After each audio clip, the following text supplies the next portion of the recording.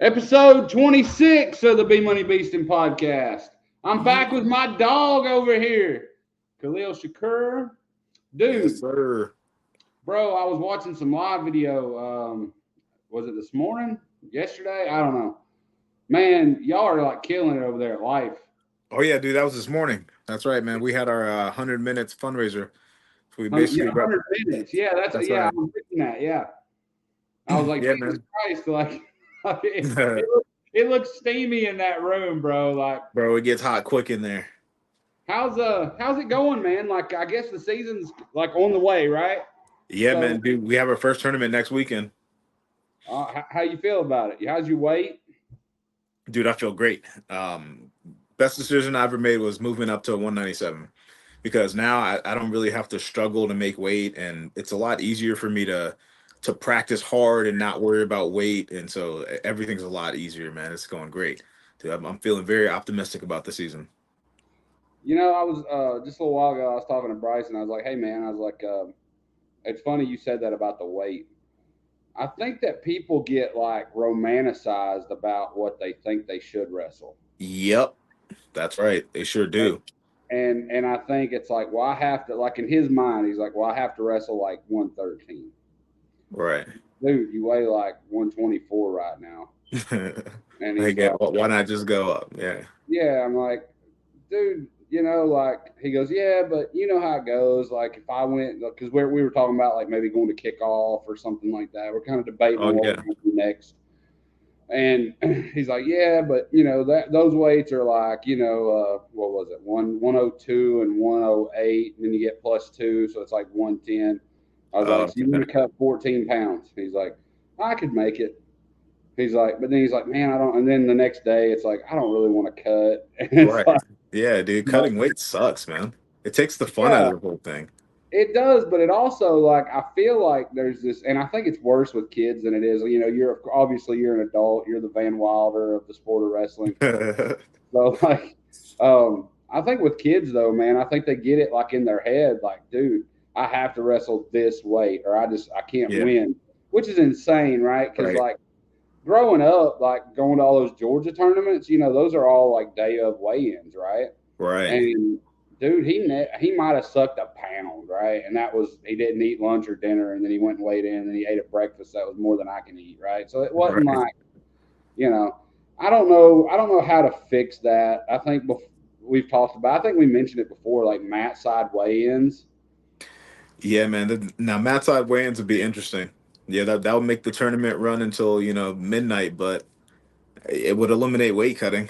So there's some ups and I think downs you right only there. do it once, right? Like for instance, I think that'd be, and maybe not exactly mat side. Maybe modify that because yeah, you don't want a tournament run until 12, 1, 2 o'clock in the morning. Right.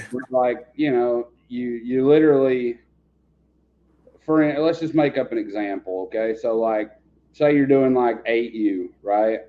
Right. And you got we'll say 8U 60 through 75. All right, what is that? Like four weight classes, right? 60, Right. 65, 70, 75.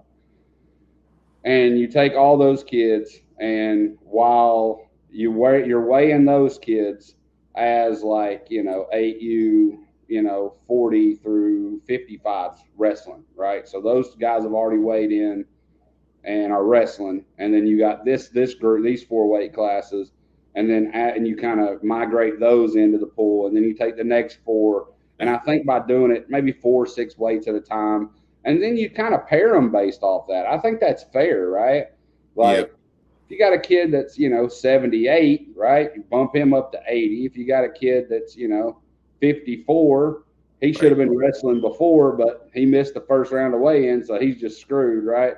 But Yeah. like in general, I just think there's a way to like migrate that because, dude, I think like you're right, man. Like I was talking to I don't know how to say his full name, Yeah. Jastatine. We had a cool interview. He wrestles at Campbellsville, Okay. and his last name's Kumbawamba. I can't say it, dude. And but he's super cool. But he said the same thing, man. He said he was like wrestling with some kid that was like an NAIA national champ back in the day at Campbellsville, like years ago. Yeah, they got And a lot. Right. he just come up and just was in the room and he was rolling around with him. He's like, dude, why are you cutting it all? He goes, I didn't cut it all in college. He said, Right. why? And dude, I feel like really, man, whenever you can hone in, lift, eat, hydrate, Yep. dude, you're going to be the best version of yourself. Right. That's what it all boils down to for me, man. It's like, how can I maximize my performance? Don't cut weight. So, like given whatever your skill set is to me, if you cut weight, physiologically, science is going to tell us, hey man, your performance is going to go down. I don't care who you are and what sport. If you dehydrate your body, period, from whatever your baseline is, bro, your performance is going to suffer, right? You could be a sprinter, football player, like whatever sport. So knowing that, I'm like, okay, well, would I test my skill set on a guy that's maybe 10 pounds heavier than me and I feel good, or a guy that's 10 pounds less than me and I don't feel good and I know I'm going to underperform at least by a little bit? So, I'll take myself heavier every day.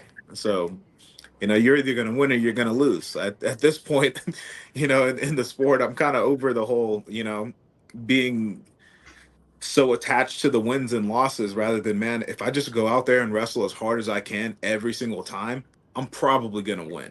And if I lose, it's to a guy that probably definitely should have beat me. So, I'm okay with that. So, a lot of times, man, you know what I think it is? I tell some of the kids at Morris Fitness, um, like cutting weight is a fear-based tactic. Okay. There's nothing about cutting weight that says, "Hey, I'm the best competitor." Right? If you knew you were the best, you wouldn't care what anybody weighed, right? Unless you like look like the mountain. Like you wouldn't care. If he was 15 pounds heavier than you, but you knew you could still pin him, would you be worried? No. No, you wouldn't be worried. So you definitely wouldn't be cutting any weight. And you're right, man. I know a lot of guys in college. The minute they stop cutting weight, they get the most out of their careers. Dude, I could rattle off a whole list of NCAA champs that I feel like that happened to, but one that everybody knows is like Vito Arujau. I think when he bumped up from 125 to 133, he got a significant jump in his performance. And then he won the world championships. And then he went on to like now he's at the same weight, right? 61 kilos, right? That's like 133 or something. And he's wrestling the best he ever wrestled. And so I'm like, hey man, you can attribute that to not cutting weight anymore, getting a little bit bigger, a little bit faster, a little bit stronger. I think a lot of kids, man, they think, oh, someone's gonna be bigger than me, so automatically they have a strength advantage, and then I'm gonna lose. But man, if you're worried about technique, you really don't have to worry about that too much, right? If my sole focus is learning the skill of wrestling and getting better and maximizing my practice time, dude, cutting weight is completely out of the question. So like for me, cutting weight is so far gone that if I have to bump up to heavyweight, I'll bump up to heavyweight. But like I'm just not cutting anymore. I can't maximize my time in the practice room when I do that. Your reps get bad. That's another thing, man. Haven't been in. So I've only been wrestling since I was a sophomore in high school, but I started doing jujitsu at a high level when I was like 6 years old. So I've always been on the mat my whole entire life. Um, and Okay. man, Now that clarifies something we didn't get to yeah. last Oh time. yeah. All right, because like I was under the assumption either way, it's still really impressive, right? But Yeah. because in jujitsu you can give up your back, where in Right. wrestling, you don't do that. That's That's a no no, fundamental. right? So Right. I see that's really unique, right? Because I've seen some other kids. Like there was a kid named Ryder. I'll never forget this kid. I think he's going into middle school now. When he was like 4, 5, 6, 7, I used to take Bryson and Zach to a guy named Chet Blaylock. Chet Blaylock, he was the promoter guy, whatever, for MMA in the Chattanooga, Tennessee area for like years. Gotcha. And he had connections to like UFC and Bellator, and like he took a kid from Lafayette to got him on the Ultimate Fighter years ago, Oh, that's awesome. and Ian Stevens, he was on the Ultimate Fighter. But he passed away sadly a couple years ago. But he was a amazing human being. But I used to take the boys over there, and they were like in between wrestling when they were like, I don't know, I think Bryson was like 8, maybe 9, and he he could, he had wrestled at that point, since he was Right. like 5, turning 6, whatever. the going to your back thing was like awkward for him, Yeah, right? it's very foreign. Yeah. Like pulling guard or whatever. Like it Yeah. just didn't translate well to him. So like they put him in like this little cage, right? I'll never this this was actually cool. At one time, I'm like, dude, we're gonna go to like the UFC and like this is gonna be fun. Like this is awesome. I remember like all he would ever do with anybody is he would blast double him and like throw him in a rear naked choke, right, or an arm bar. Yeah. Like that was it. Like he learned those two things, and Right. he's like, and I remember they had this cage in there, like a legit like UFC cage, right? And every like was it Fridays? Yeah. It was like fight night Fridays or something. It was Saturday mornings. Saturday mornings. Okay, it was Saturday mornings. And dude, this woman standing on the other side of this cage, and she comes up to me, and Bryson's about to have like a exhibition MMA fight with her kid. Uh, And the woman goes, my son, I just want you to be aware, has been doing Muay Thai since he was 4 years old. And I just kind of smiled and I said, yeah, cool story. okay. And she goes, you sure you don't want him to get hurt? And I'm like, he's a tough kid. I think he can handle it. And she goes, she was real snobby nice about it. And I'm like, I was thinking to myself, dude, go smash this freaking kid. Like, I don't. And man, it was Yeah. so funny because, like, they run the bell and he, like, blast this kid. He picked him up like 8 feet in the air, dropped him on his head, threw him in an arm bar. It was over in like 17 seconds. The whole fight done. All And right. I'm like, I love this. But I was just giving you a background that I have been around it a little bit. But, Right. dude, to know now that you had like grappling experience, that's cool. Yeah, dude, man. So my dad is also he's a black belt in jujitsu. That's how I got started, right? So my dad's pretty good, and he started training under this guy named Jacare. Jacare was like the first Brazilian guy to come to Atlanta and open up like a jujitsu gym. So he was um, like there was a lot of guys who have jujitsu gyms right now, and they basically all started at the same time, like with my dad. So it's kind of funny, man. I know like everybody who's like, if I ask two people, I probably know one of them, right? So like it's kind of funny like that because I've been around jujitsu my whole life. Um, Actually, man, even before I started wrestling, I had these dreams that I was gonna like be a pro fighter and do UFC and like in my mind it was gonna be like WEC because back in the day there was like Pride and WEC and some of those other things. Um, but like in my mind, I was like, oh yeah, I'm gonna be a cage fighter. I'm gonna be like the best ever. That was definitely in my brain. And my dad would always tell me, he's like, "Hey, you're not gonna be." I would tell him this all the time. I want to be a fighter, and he'd be like, "No, you're not gonna be a fighter. You're gonna use your brain to make money, not your fists." Right? And I just remember like getting really freaking annoyed every time he said that shit. Because in my mind, I was like, "Yo, he's not supporting me, and like he doesn't want me to do what I want to do." And now that I'm 30 years old, I'm like, "Yo, that man was so wise." I'm so glad he never one time told me that was a good idea. Never once did that ever come out of his mouth. Yeah, be a pro fighter. Never. Dude, never. He always swatted it down. Where you're gonna use your brain to make money, not your fist. And now that I'm 30, I'm like, oh yeah, I get it. That was some real solid sound advice. Yeah, Dad had some wisdom on him right there, man. Yeah, Like bro. that's a hard, and it kind of, even with MMA, is kind of the same as, and maybe even more so than the sport of wrestling, right? When it comes to how can you make that big paycheck, right? Right. Like, if you look at like the UFC, the reason Conor McGregor got his dude, Conor's a bad dude, but he hasn't won a fight in like 8 years. Right. That's right. But if He you ain't the best fighter ever. Right. no, but if you put him on a card, he's going That's to what sell people out, gonna right? watch. Yep. And I think it really, in a way, and Brock Lesnar said this in an interview one time. Brock Lesnar doesn't talk a lot, right? Like he's a Right. very impersonal person. I don't know if you're like a WWE fan, but of course he wrestled at like Minnesota, won an Right. NCAA championship, and Eventually, he went to the WWE and was like the youngest champion they ever had at the time. Beat The Rock, and then he went on to UFC and legit like won the world championship. Right. Yeah. I remember the Brock Lesnar era, dude. That was crazy. Yeah, like he did, and Yeah. then he damn near made the Minnesota Vikings. And the Oh crazy yeah. story about that, bro, is the week before he went to a tryout for training camp, he flipped his motorcycle, Holy and shit. he apparently he had like tore like his what is his something in his groin. He like tore something. Paul Heyman tells a story on YouTube, and it's like amazing. And he still ran like a 4.8 at 290 something pounds. Dang. That And dude is dude, an insane athlete, man. oh yeah, Like and that's crazy, bro. but he said they finally got him. I think he was promoting WrestleMania a couple years ago or something, and they had asked. They said, "What is the difference between Dana White and Vince McMahon?" And I don't know if we're allowed to talk about Vince McMahon now because he's like canceled or whatever. But No, in I haven't general, actually watched the documentary yet. I need to sit down and watch it. It looks interesting though. it really is, man. It's pretty good.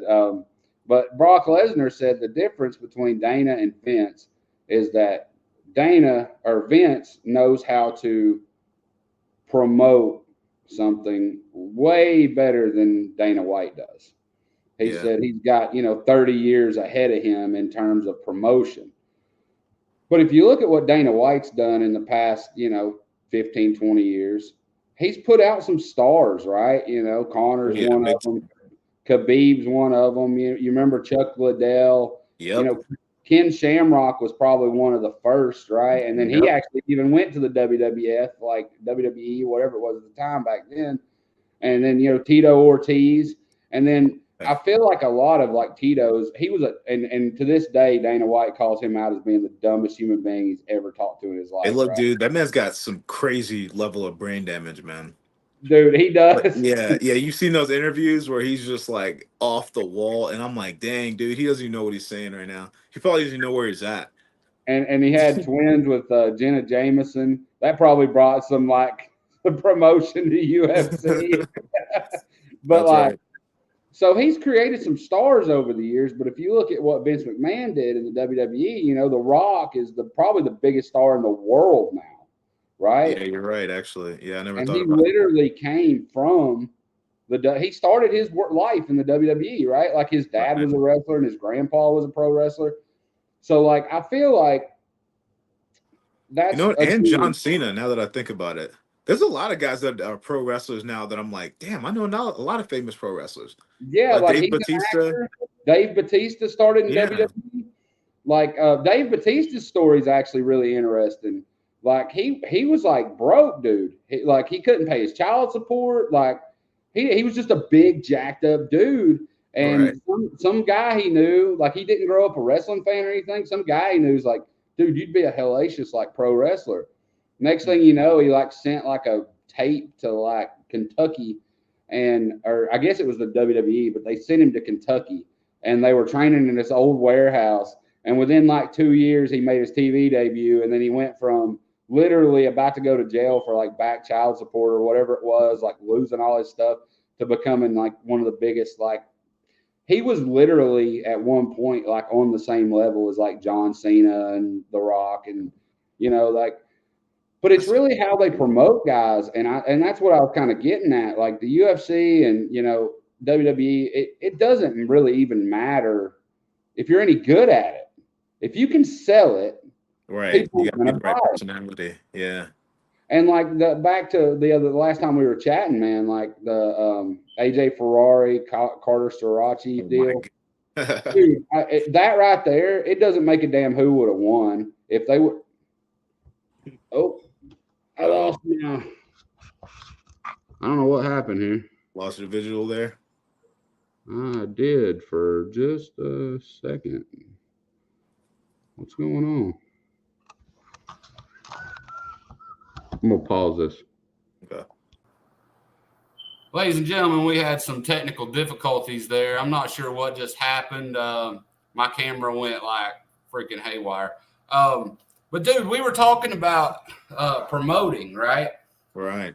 And how WWE and UFC, they kind of that's how they sell things. And like we were going to the Carter Sarachi AJ Ferrari match, like if that ever Mhm. happened. And dude, that's something that like if there was more of that, the sport of wrestling would kind of grow in droves. I feel like because And it's I agree, man. and that's kind of I don't know if you I know you see about everything we post. We just put out a new character right for the B&B universe. Yeah. Dude, that's a badass character. I'm really jacked about him. I Right. had this idea, and I had told Quantal Langford's my partner, and I'm like, hey man, like I have this idea for this character, but I don't know what he looks like. I just know what his name is. Well, what's his name? Shadow. All right. Well, that's cool. Is he a good guy? Is he a bad guy? I'm like, dude, I think he's like a tweener, right? Like you want like the anti-hero. And we Right. were kind of chatting about it. And in wave two, we're actually almost closing up on wave two to get ready to print of the card game. And I've kind of came to the conclusion. I'm like, dude, we have like a story here, like Yeah. a full blown story. So like, I feel like if you can get people to be emotionally invested, right? Yep. And I think with kids, like that would be something we could help bring kids into the sport of wrestling because you get them emotionally invested with characters. And I feel like that's kind of what we're trying to do. I think now that I think about it, like, dude, like we're trying to promote these individual characters and give them a backstory and a life and like bring Right. them to life. And I think if like, and every kid's gonna like a different one, right? The same way as like the Power Rangers back in the day. Like everybody like you either like the Green Ranger or the Red Ranger or whatever, right? So I just think that's like an element that's missing, right, in the sport of wrestling. Do you agree with that? Like you just got to have like an emotional tie, and I think UFC, MMA, WWE, they do a great job with that. Yeah, man, for sure. I definitely agree with what you're saying. Um, with the Carter Sarachi Ferrari thing, I think it's interesting because nobody has jumped on that yet. Like none of those. So you remember during COVID when all those other promotions decided that they were going to do like all-star wrestling matches. Like Rudis had their version of it. Was it Rockfin had their version of it? Right. There Yeah, was like a lot of different things going on. I'm surprised one of them haven't hit up Starachi and what's the other guy's name? I always forget. Ferrari. AJ I'd, ne- Ferrari. I'd be like, bro, I'd give you guys a paycheck to wrestle and we'll stream it live. Like, Oh yeah, man, dude. I think dude, it would be. I would buy that. Yeah, it would like Muggsy and Caden Henschel. They built that. Yes. They built that so well, bro. Like Right. so well, and regardless who won, it didn't even matter, right? Nope. It was exciting. And the And people build, tuned in. yeah. And dude, like it was so cool how they presented it too. You had Caden Henschel coming out to like a throwback rock song. I forget what it was, but I know it fit like his like personality. Right. And then here come Muggsy and like Vantage did that really cool Muggsy singlet with the Yeah, I thought that was funny. That was yeah, real dude. funny. Shout out to Vantage. We love those guys. Dude, it was super cool. The plaid like flannel singlet, Yep. and then he had the bandana, that he's like known for. And they were Right. playing like a hip hop, some kind of rap song that was like kind of in your face gritty. So, dude, it was presented almost like a WWE match, Yeah, right? man. We need more of that in wrestling, man. Wrestling is too dry and it's not very fan friendly. I know part of that is like the rules set. And there's not a whole lot I feel like we can do about that, like as a community right now. But what we can do is get better of what you're talking about, the promotion side of it, making sure the matches are exciting, the walkout music, smoke and flames. If you ever go to like the Iowa Dome, where they got fire of like shooting from the Yeah, damn floor, I'm like, yeah, man, that's exciting. Not only does that make me want to be there, but if I was there, I would be so excited they could probably get me to buy anything. So it's yeah, like, it's like I just man, we haven't cracked the whole man. We're not even, dude. We haven't gotten close to coming to. um I won't even say. I'll put it like this: when you're a football fan, the NFL extracts a lot of money out of you, right? They don't charge you to watch it, but they're getting money out of you, right? You're buying jerseys, you're buying stuff to go to the games it costs, right? You're buying food in there. And it's not the game itself that you're paying for unless you're there like in person, right? But you're just like you said, you're emotionally invested. People will fight you over a football team. Yeah, Like, especially down there in the South. yeah, man. The Georgia fans will beat you down in the streets, man. So I'm like, why don't we have that in wrestling? Like, why are people not so emotionally investing? I'm like halfway because the average drunk guy at a bar can't just turn on a wrestling match and understand what's going on. Right? That's half of it. And then the other half of it is that it's just not really exciting.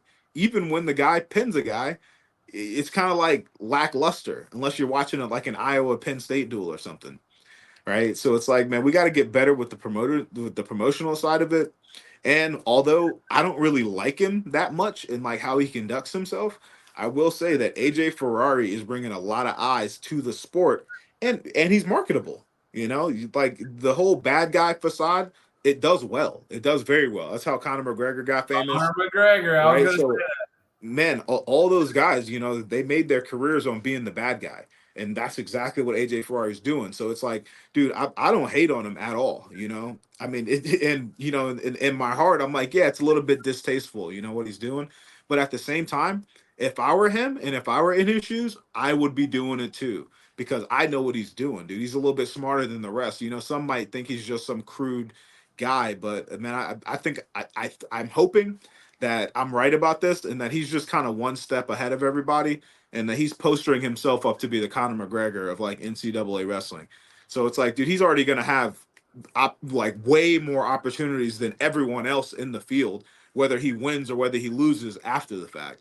So, all those guys might think that it's funny and they might think it's funny, to take shots at him. I saw that guy from Stanford, Nick Stemet, I don't know how to say his last name, but he like took some shots at him, and I'm like, I understand why you're doing it because now you're trying to ride his coattails and get famous with him. So it's like, hey, bro, like, do that. We need more of that. We need more rivalries, man. Rivalries are good for the sport. Dude, The good guy, bad guy thing, man. It's good. I hate to say it, but it's good for the sport, bro. WWE made a killing off of that. UFC is now making a killing off of that. And in the UFC, fun fact about them, dude, until they started bringing in the Conor McGregor types and had the bad guy facades, man, the UFC wasn't shit. Dude, I remember when you had to buy, man, I remember when you had to like either be there or somebody had to record it and then you got it 2 weeks later. You know what yeah, I'm saying? Like, like those first events, like they weren't even live. Like it wasn't even on HBO or pay-per-view or anything back then. I remember before those days, it was so unmarketable, and everybody thought that it was just like some brutes in a cage, gladiator level stuff where they just didn't want to watch it. And then, obviously it grew a little bit in popularity, but it wasn't until the Tito Ortizes and the guys that went in there as the bad guy and who had that facade, man, UFC wasn't making any real money until then. And it's funny that you brought up WWE because, bro, they did it first, and the the UFC is WWE just did it making that. first, and they did it better, right? Yes, And to this day, I still feel like that they do it better. And yeah, you're right. Dana White's doing a great job, right? But he's got to stay within the confines of actual fighters, whereas the WWE can take a football guy or a former Right. Marine or whatever and Yeah. teach him how to be a pro Anyone. wrestler Right. because that's a form of entertainment. But in general, you were talking about football. Everything is a form of entertainment, right? Right. And like John Cena said this one time, he goes, "We don't compete with other wrestling promotions, like pro wrestling promotions. We compete with all forms of consumable entertainment: football, Right. baseball, Right. sitcoms, movies, whatever." But when you go back, what you said there about building a bad guy persona, right? If you go back to the early days of the UFC just had no structure, and the federal Right. government thought that it was so barbaric that not the federal government, different state governments, I believe, if I read that right, they wouldn't let them have events in certain states. Yeah, I remember that. That's And, right. Yeah, it was and unsanctioned in most states, I think. Yeah, and then at the same time, they didn't have weight classes either. Right. Yep. So you're talking It was about, Grand Prix style. oh, dude, it was Multiple wild, fights man. in a night. Yeah, you go in there and they have the like the throwdown, whatever they called it back then.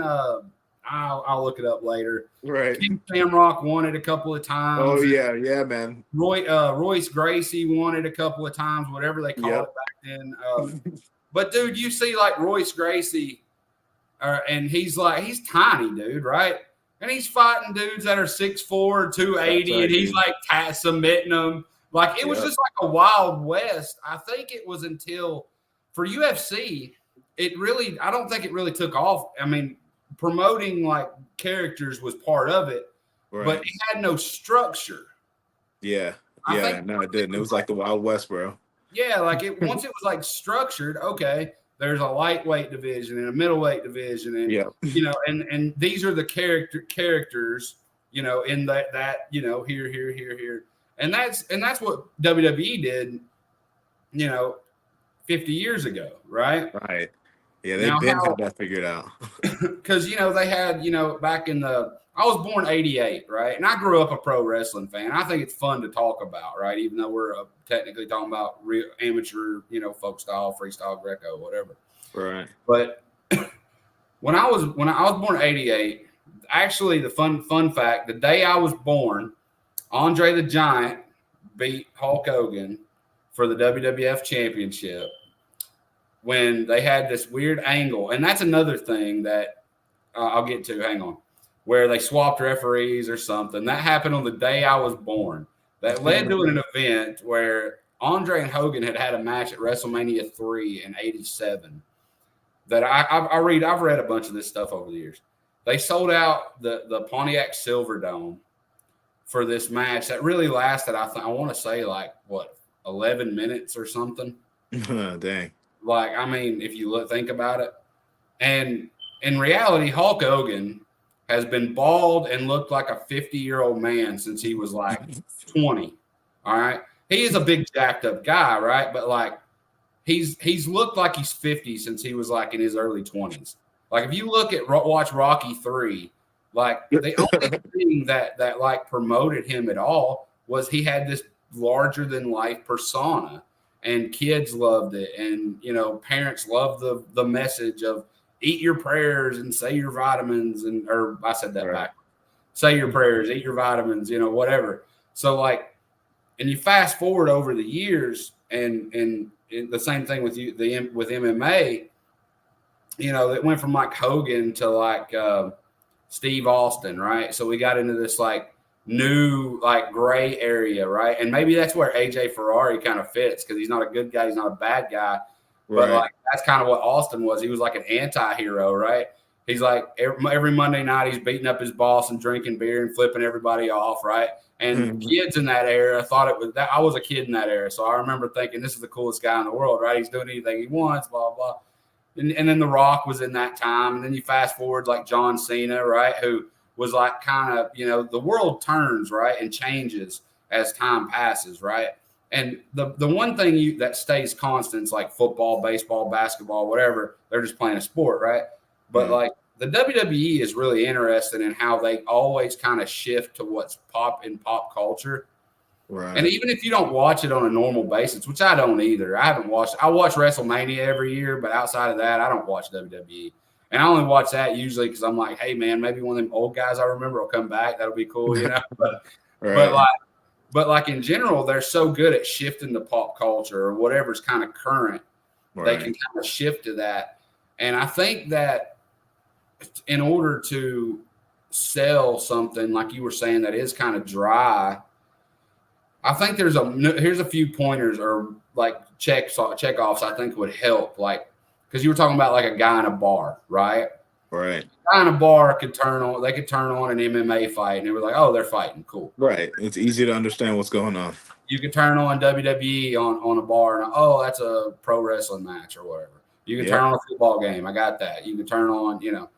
I think whenever they say, you know, when they use the term folk style way too much, right? Folk style, like you'll see the NCAA folk style wrestling championships or whatever, right? Like, Right. kill the word folk style or freestyle or quit putting these terms that the everyday, that the everyday guy is not going to understand. He's like, well, what the hell does that mean, right? Just Right. this is wrestling, NCAA wrestling, period. Or just wrestling. This is wrestling. This is what this is. So for one, make it simple, like simplify the terms, right? Yep. The concept of a takedown is pretty easy to understand, right? Mm-hmm. Like the concept of an escape is pretty easy to understand. If somebody's watching and there's a guy on the bottom and he gets to his feet and the commentator says escape, that's pretty common sense to understand. Right. When you start going crazy, it's like, oh, he's turking him to his back, Yep. And you get a little complicated there. I think that's where you lose that every day because he's like, what the hell is he talking about? Right. I definitely agree right there. Yep. So maybe there's a way to, the scoring system's a lot simpler, I feel like, now with these new rules. I think it's just simplified. What if, like, you're watching like say it's the NCAAs and, they jump around. I think that sucks too, right? Like, stick on, don't have like 5 or 8 mats going. Like, right. Yeah. Focus on one. Yeah. I agree right? with that.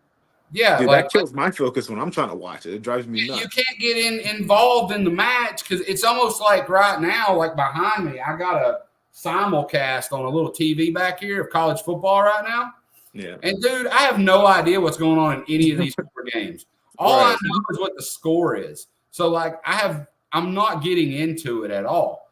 Yeah. So instead of that, like show like broadcast like a match you want to be seen, right? Like say there's an opening round where, a middle of the road seed and like a lower seed that could potentially win the match. You think this is going to be competitive.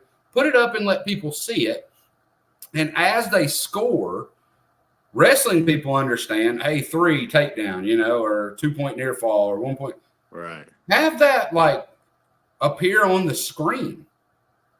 Right? Yeah. Yeah. But I see what you're saying. Right. Yeah, like to educate people, right, on what's happening in the match. So I think there's ways to simplify and to get people invested. But then again, you still need characters like that. And again, I'm shocked Rudis hasn't come by and grabbed those 2 because Carter Sirachi, dude, right? he's even a worse like heel bad guy than I think. And I'm like, dude, I think there's a scenario where sometime this season, like he'll be done after this year, but he's going to have a match with somebody, and he's like the guy, right? But he's going to have one match this season somewhere down the line that's going to be closer than it should have been, right? I think that's going to happen, and I think you could take that concept of whoever that was, and we'll talk about this again on another round when we know what happened. Right. But whoever it is. And then that guy calls him out on Twitter. Boom, we got a storyline. I had you. Take Rudis, live stream it, give him a big check, have the entrances look super cool, put it up on a stage. Dude, it's going to sell. Dude, that's exactly what we need to do. Because, man, like the personality conflicts are way more interesting than number 1 versus number 2.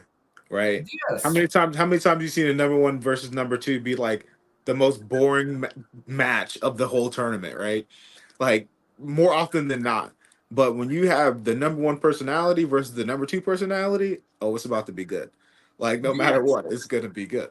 So yeah, man, I definitely agree, man. We gotta figure out how to make it exciting like that, man. We gotta have like a lot more of that. And obviously, I know that, like, the biggest goal, right, is how do you pay the athletes, right, to want to do it. But man, I don't know, man. I feel like if we could get enough guys to do it for, like maybe not superstar paychecks, right? Like you're not going to get paid $1 million to go wrestle a match, right? Like a UFC match, because we're not there yet. But would you take 100? Would you take 500?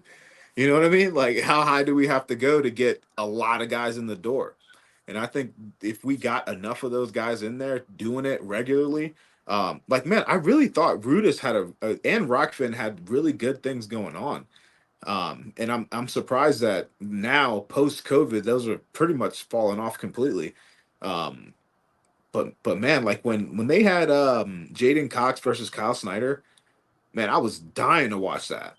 When like it was a lot of those super matches that I just really wanted to tune into because I'm like, man, these are two guys that really aren't even in the same weight class anymore, right? Like they like didn't have a super match with Jordan Burroughs and Zahid Valencia. That was another one, man. I was like, dude, I gotta see this, right? And I would pay for that, you know? Like I feel like people would pay. So to me, it pays for itself, but we just got to figure out how to get the ball rolling. I think what would be cool, and I know we've spent like the majority of this episode talking about like the differences in MMA and WWE and like promoting. Right. Like I think there's a cool way to do this. Like look at the model though of like the WWE with like how they run what they call like a house show, right? Like a non-televised event, right? They're how they do that with that model where when what is it like Monday Night Raws on Mondays and then they got SmackDown on like Thursdays, right? So they have their televised events. But then through the rest of the week, they're in a town and they'll like separate their roster and they're in a town and they're having shows and it may be in front of 500 people or 5,000, depending on where they're at. And they go everywhere, somewhere in the middle of nowhere, Mississippi to Stamford, Connecticut to Los Angeles, wherever, they're everywhere. Imagine setting up like an A group and a B group and going to different cities, right? Throughout, you can, of course, you can only like realistically wrestle, you can't kill your body either. Right. So, maybe you have like on Monday or, and it could be a live stream type thing. Okay. On Monday, the A group wrestles a duel here. And, before the duel, I'm making this up as I go, but it's interesting to me. Like, I don't know who you'd have to have a couple of names and then some guys that maybe hadn't made it or what was, on the kind of the cusp. And they kind of have like, maybe not the UFC stare down, but maybe they have like a little jawing contest prior to each match, right? Like, right. And then you kind of get a little interested in it, almost like American Gladiators, back in the day, right? Like they would have like the pre-go interview and then like the post interview. And then maybe like on Mondays, this group's live streaming from wherever they're at. And then maybe you get West Coast, East Coast groups, right? And then at some point during the year, it builds to have one big ultimate duel, right? Like somewhere centrally located, you live stream that.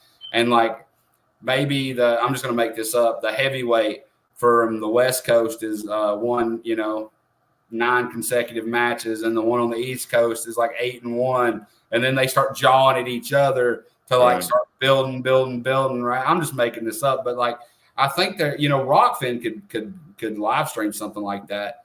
I agree, and that would be super cool. I think you're right though. Like the sport of wrestling is kind of dry. I think you have to have an emotional connection to it. Like for me, Bryson was always my emotional connection to the sport of wrestling. And I loved it, but like otherwise, there are kids you want to see wrestle and matches you want to see, right? But you walk into a gym and there's 2 random kids, you have no idea who they are. You might stand there and watch for a second, but you're going to go try to find somebody who it is to kind of like. That's right. So I don't know, man. I think there's a way to do it. I think it would cost a lot of money. And I think they tried something like that, World All-Stars or something a few years ago. Yeah, I know, dude, there's been at least 5 or 6 that I know of. So I'm like, damn, what happened? Like, why didn't they continue? I don't know. I just think if you could, if something's got to go with that. Like maybe there's a Contenders series, right? Like the UFC does where put all these dudes in a house. Yeah, dude, how cool would that be? MTV style, that's right. That'd be hilarious. And then you get like 6 guys in each weight, right? The guys that are still have college. There you go. That's it. We just figured it out, Khalil. Right. Dude, imagine you take 6 to 8 guys that all have college eligibility. Okay, Now you wouldn't want them to be, of course, I love you, Van Wilder, but you don't want to be as old as you are. Yeah, I wouldn't make it, bro. I wouldn't make it through the season, dog. But dude, I think you would with that 100 minutes you got through this morning. But take, say, 6 or 8 guys per weight, right? Like 125, 133, whatever. And throughout, like, I don't know, 6 weeks or something like that it takes probably to record something like that. Right. Have them learn their backstory of these people, right? This kid's from New Jersey and he got arrested for speeding and, reckless driving, and he never made it, but he was a former state, whatever, right? And, dude, and to be honest with you, and I'm going to say this out loud, you could even write a script for their backstory to make them right. Yeah, it wouldn't even have to be real. It just needs to be exciting. Right. So you want to have like guys that have like a relatability factor. Then you want to have the guy that he's an arrogant prick, and then whatever. And dude, have them do basically like a bracket over a 6 week, 6 or 8 or 10 episodes. Right. And dude, people start connecting to that, and then they're like, "Oh, this is wrestling. He's an asshole. I want to see that guy beat that guy." Right. Dude, I think that would be sick, dude. Hey, look, man, I'm with the idea, man. Anything that takes the focus off of, like, right now, I think the average, like, for instance, guys like me and you, like, we want to see high level, very technical matches, but those are not super exciting. Like, the average person that's going to pay for a sport, bro, they want to see the slam dunk, the home run, the knockout. That's what we're explaining right now, dude. Yeah, we'll give you the knockout, bro, and we'll make you love the characters too. And WWE figured that out so fast. Like, they're way ahead. WWE though, like they why they become a scripted form of entertainment. And when you were talking to me, you're like, you had to see that Netflix documentary on McMahon. Dude, I watched that about the week it come out. Just, I grew up kind of a fan. I was kind of curious. It was a legit shoot, like wrestling. They actually kind of like we wrestle, like a modified folk style, kind of like a catch wrestling type thing. Right. And then they couldn't keep their guys healthy, right? So like somebody'd win the championship, and then, in the middle of that, like he'd break his arm or whatever would happen, right? So now you'd have to start over. And then they realized that like nobody was really buying into just 2 guys in a ring. Right. And that's where the whole, like, let's build characters. Let's build, a backstory. And of course, like, it got kind of cartoony and dumb at times, right? I remember as a kid, there was like some guy that I remember I turned on the TV. I never forget this as long as I live. And there was a dude on there that had like a plunger, and he was like bald, and he's like running down the thing. And I didn't know it at the time, but Vince McMahon, he owned it, but he was like the commentator in like the mid 90s, right? And he's like, yeah, if you need plumbing service, you can call, this guy, right? And I'm like, this is the corniest shit. And I was like 8 years old or 9 years old. I'm like, this is brutal. So it got to like a ridiculous level. But I think if you can keep it like in a reality based, this dude. Oh no, there goes the camera. So if we like, a realistic like background of these people, and I think it could really be something that people would latch onto. I mean, people watch The Bachelor, The Golden Bachelor. I just seen a commercial during college football today. The Golden Years Bachelorette. She wants to find her second love of her life, right? Oh, that's hilarious. Dude, if people's going to watch that, I can see like building a conflict. I think it would be really cool, man. Yeah. Man, actually, you said catch wrestling, and it made me remember. So, so we have a, you know what NFC is, right? The fighting promotion that's down here in Georgia. I think I've heard of it. Yeah, man, they've been putting on some like wrestling events. Like they've had a couple now, and I thought they were great, dude. They were like, and it had a modified rule set. So there was like not as much top and bottom or like parterre, what you want to call it. It was mostly on the feet. You got points for bigger, higher point value scores. So like, feet to back is more. You throw them, it's more. So they kind of made the rule set a little bit more exciting than what I would consider like a folk style rule set.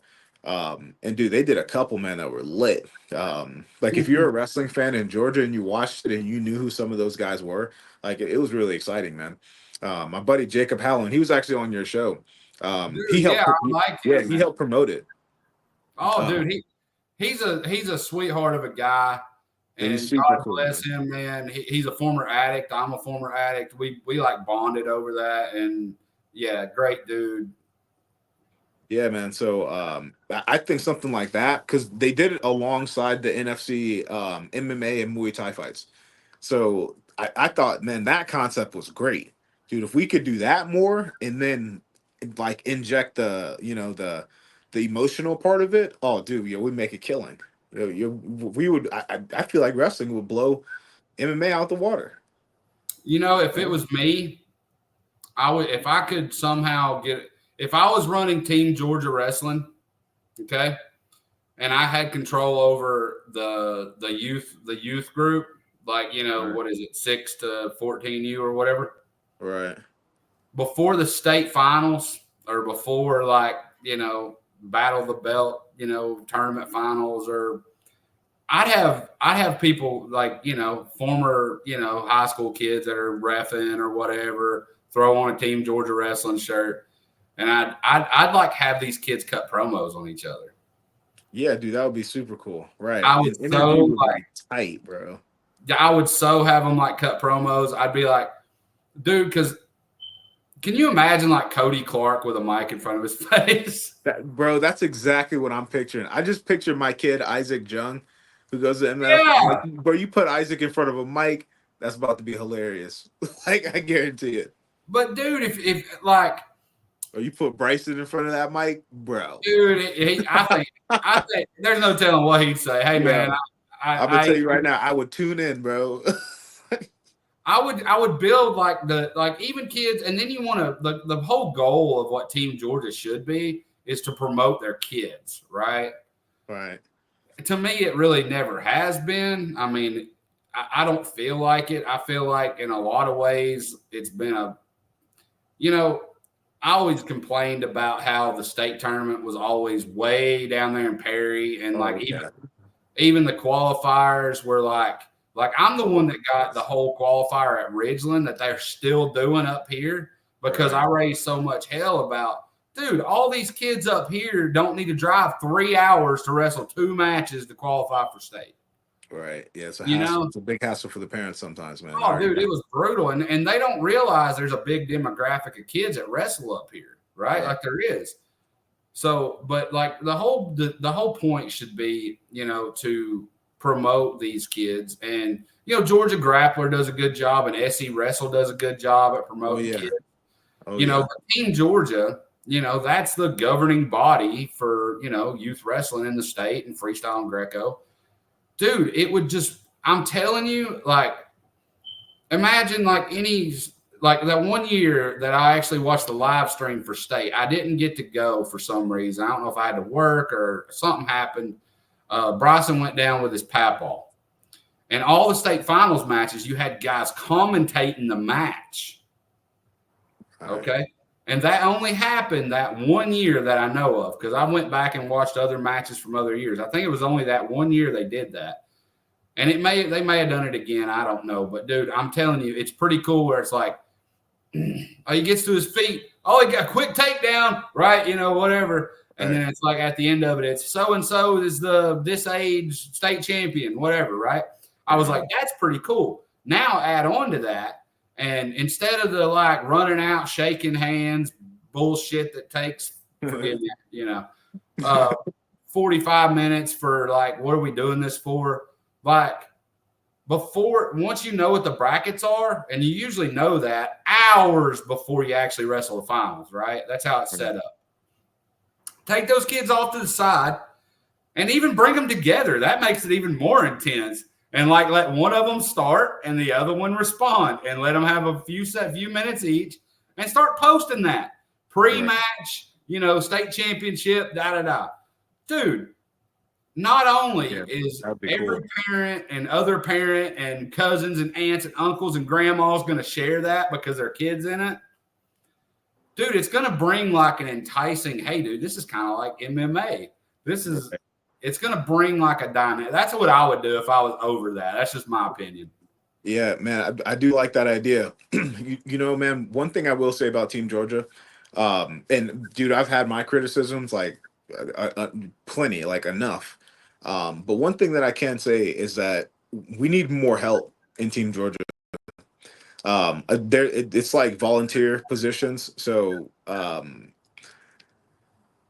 don't want to ever say that anyone is doing a bad job at being a volunteer, but at the same time, they're not getting paid. So we get what we pay for. I feel like sometimes on that. And if you're not paying, we got to stop complaining. But now, not to say that they couldn't be doing better, because everybody could do better. But I think we need to be like, as people like me, right? Like I'm a club coach in the state of Georgia. People like club coaches and high school coaches and middle school coaches that want to be more involved, they need to go ahead and take a volunteer position in Team Georgia and do these kind of things that we would love to have done, right? Like for instance, they're gonna need somebody to film the stuff, right? They're gonna need somebody to edit these videos. They're gonna need someone to set it up. I'm gonna tell you right now, the help is very limited already as is. So if we could double the participation in Team Georgia, I 100% think we could do the coolest shit ever, dude. Our state tournaments could be off the chain, just like you said, bro. Interviews, we could have all kind of cool stuff going on. We just need the hands to do it, and I think we do have the hands to do it.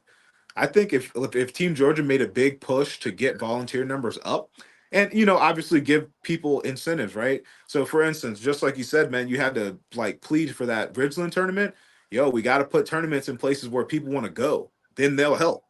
So like I think that's part of it. If 90% of the state is in North Georgia or like north of Perry, bro, we can't have the state tournament in Perry.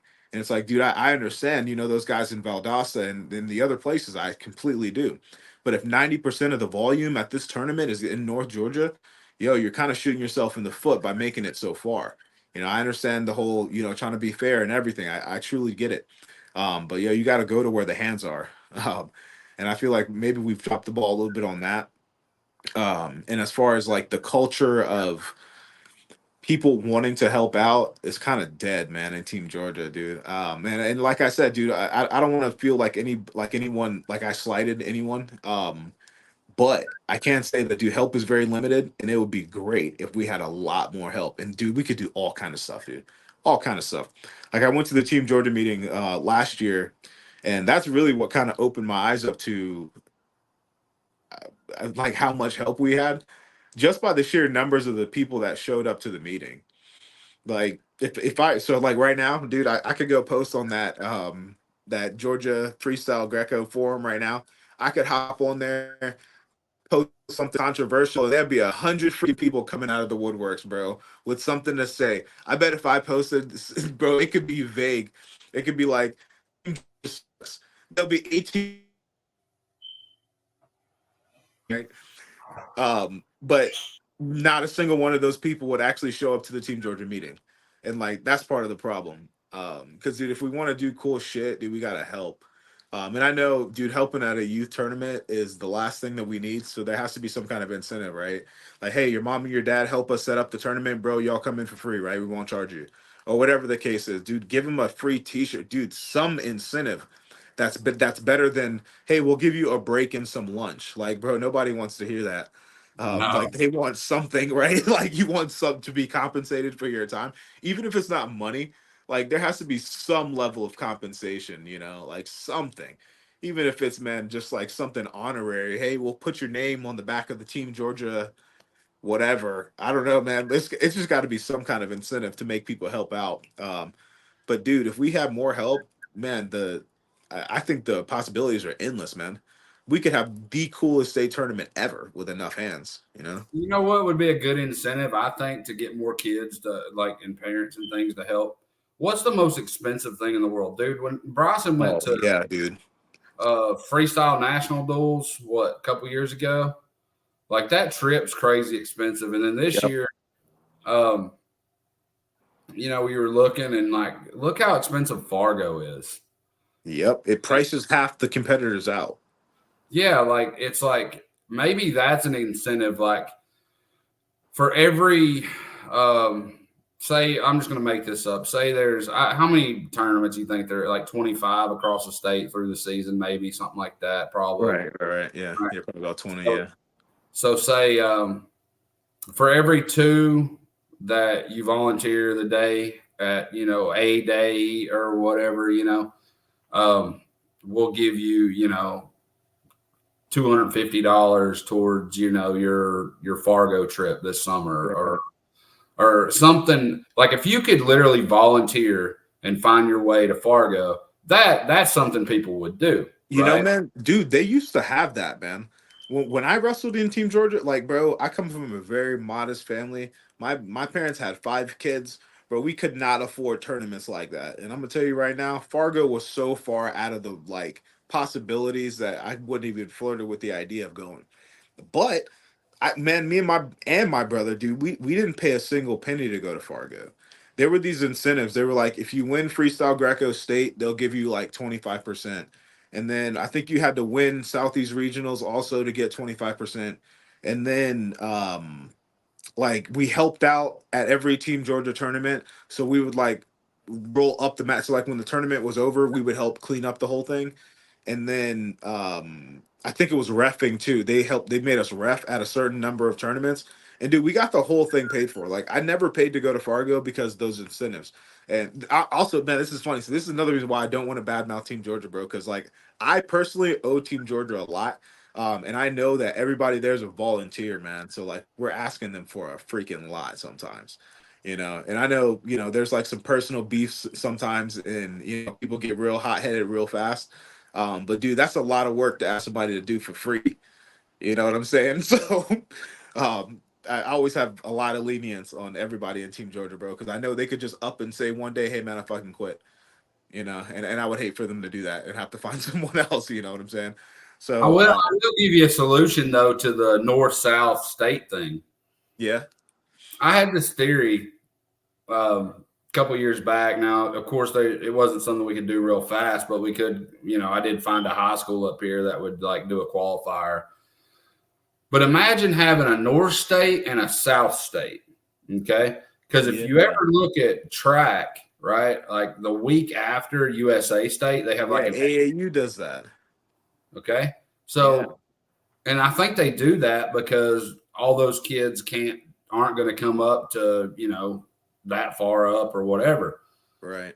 So theoretically, if you had a north state and a south state, you take the state champs from each weight, each age, whatever, and then every year you find a common ground, right? That's like middle. Yeah. If it's 3 hours from the north, it's 3 hours from the south or whatever, wherever that is. And it can be a damn high school. Renting out these ag centers and like, what was that place in Cartersville? Lake Point. Lake Point, that's right. Yeah, so like instead of paying for all this, at this point, you could do North State and South State at a high school, right? Then you can find a common ground high school because now you've got it watered down to where you basically have half the matches. Yeah, so like take that and then wrestle state, I guess you would call it like state finals or something, right? Because you have a North State champ and a South State champ and they're wrestling for the state championship. And I think in a way that would also be a cool way to promote the sport too, right? Because then you can start talking about like, hey, the North State champ this year was, 39-3 and the South State champ was, 33-6 and they met twice and they split, right? So now who's going to win the tiebreaker or whatever, right? So maybe that's a way too to like kind of kill that traveling a little bit because and try to get those kids in the south side of the state because we wrestled. I think it was last year in middle school. Damn it, what was that team? It was Derek, the middle school coach. He looked them up. They were like down by Savannah or down that way somewhere. Yeah. And dude, they came up to a middle school duel in Dalton. Like they had to come like 5 or 6 hours or something, Man. right? Wait, was it Savannah Wrestling Club? No, it was. Okay. I'll text it to you later. I'll look it up. I got it on my phone somewhere. But dude, they had that's some a killers. hype, bro. They had some killers though, and some of those kids I had never seen at state or anything. And like I've been around a long time, like I would have known most of those kids.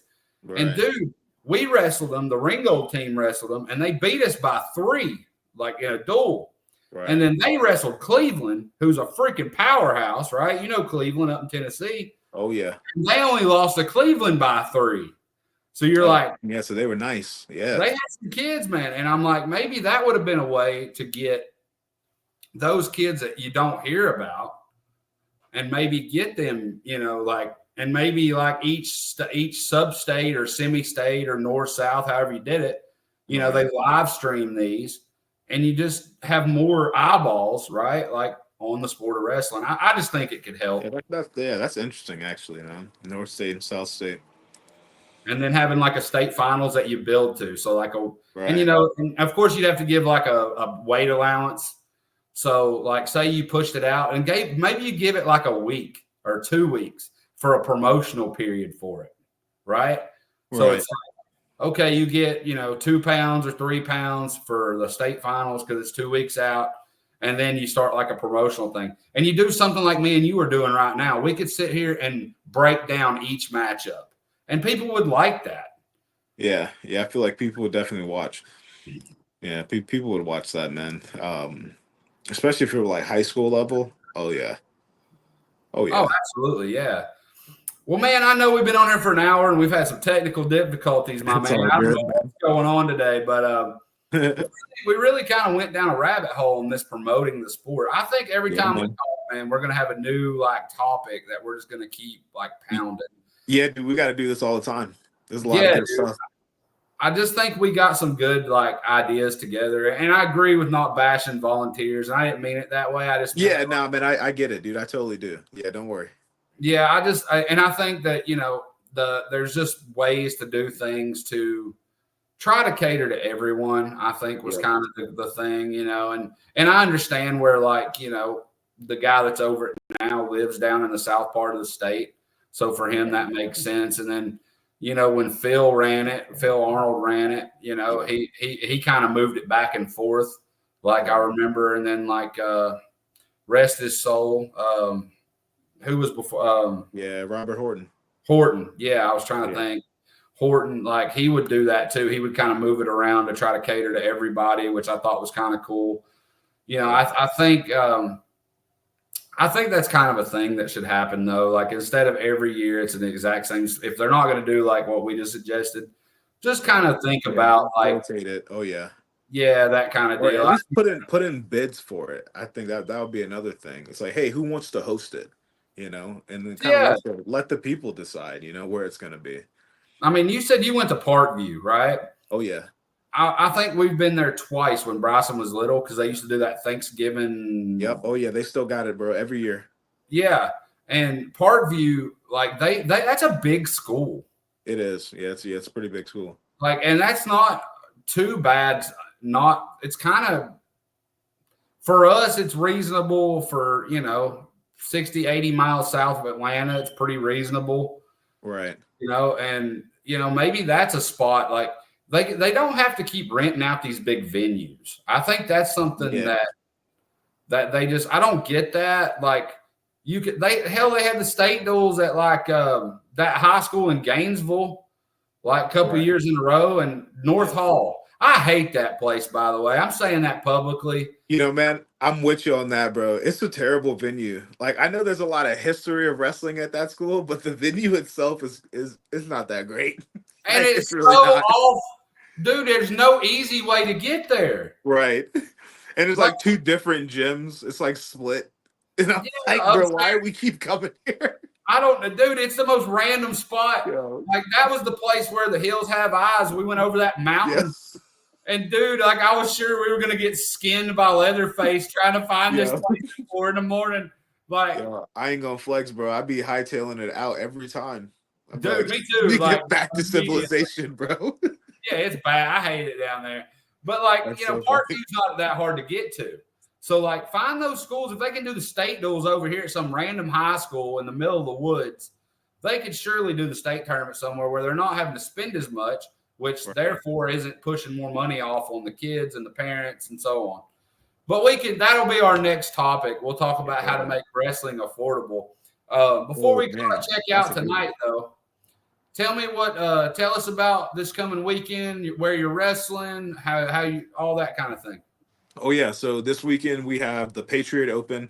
So I'll be up in Cumberland, Kentucky, competing there. And then the week after that, we have the Georgia Open. That'll be at Emmanuel, so I'll be competing there too, man. So 2 weeks back to back.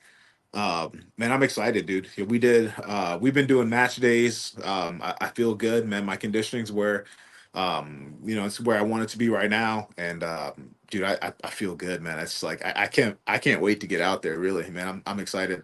It's funny, like one thing going into this season, man. Um, obviously the end goal is to be a national champ. But now I see wrestling more as like a gift rather than a burden. I feel like sometimes competitors, man, they make the sport a burden on themselves where they're like, I have to win, or like it's gonna define my personality as a loser or something like that. Whatever's going on in their brain. Hell, that's what I used to think. Like, hey man, if I don't win, like I'm not a great person. It's like I tied my self-worth to wins versus losses, right? And at this point in my life, man, I'm doing this because it is so much fun and I love it and it's what I want to do. And I love competition, bro. I love being out there. I love being on the mat and in the fight and eyes watching and like for the fight, bro. I love the fight. Like I cannot wait to get out there, bro. At any point in time, I'm like, dude, I'm ready. If the match were tonight, I'd be like, bro, I'm ready. I'd wrestle tonight, I'd wrestle tomorrow, I'd wrestle the day after, and the day after, and the day after. So like now, man, I want to get out there and I want to see like what can I really do? Like how much can I really push? Like what can I really do out there? And I'm very confident in what we're doing. And man, I trust my coaches, man. I love my coaches. I love the environment that I'm in because I'm 100% certain that I'm in a championship environment at all times. So like when we're there, there's so much competition in the room. It's like, it's undeniable, dude. When we're done, bro, I know we do more than other programs. I know we push harder, bro. I know there's better guys in the room. I know their coaches aren't as good as ours, bro. Like all of our coaches are all Americans and national champs, bro. All of them. We got like 15 coaches, bro. And I'm like, there's no way that I can fail if I don't go if I go 100% here. There's just no way. So at this point, man, I trust the process and I trust my environment, and I just want to see what can I do really? Like how much can I push? Like how far can I go? So that part of it is so exciting to me, and I know that if I just do what I'm supposed to do and I do what my coaches are telling me to do, I'll be a national champion. So yeah, man, it's fun. It's fun, man. It's real fun. We're rooting for Life U, and of course, I always root for Reinhardt too. Love Bedard. Oh yeah, we love them, bro. Yeah, we Yeah. want them to we want them to take second every year, right behind us. Yeah, we should, yeah, that's what we want for them. Dude, he's such a great guy, and we'll talk about him next time around. But Oh yeah. dude, I'm rooting for you. Shoot me a message, let me know how things go. It's gonna be on track. Can I check it out on track? Oh yeah, yep. I'm pretty sure everything this season will either be on track or flow, so you'll be able to Okay. follow. Yeah, man, I'll keep track of it and I'll shoot you messages. Hey, good job, or what happened, or dude, you good, whatever. Yeah, man. I'll try to keep us